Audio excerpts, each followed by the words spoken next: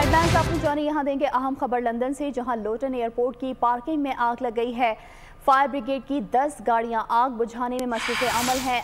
आग लगने से कार पार्क का 80% हिस्सा मुतासर हुआ है। आपको बता रहे हैं कि लंदन में लोटन एयरपोर्ट की पार्किंग गई है।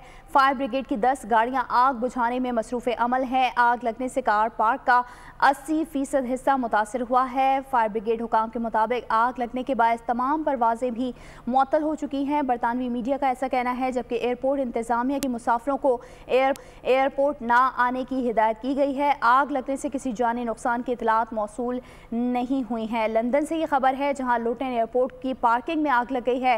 फायर ब्रिगेड की 10 गाड़ियां आग बुझाने में मसरूफ़ अमल हैं। फायर ब्रिगेड हुकाम के मुताबिक आग लगने से कार पार्क का 80% हिस्सा मुतासर हुआ है।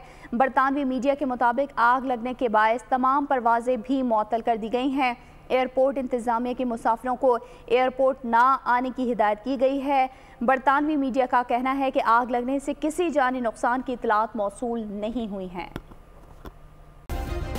सब्सक्राइब करें और बेल दबाएं ताकि कोई खबर रह न जाए।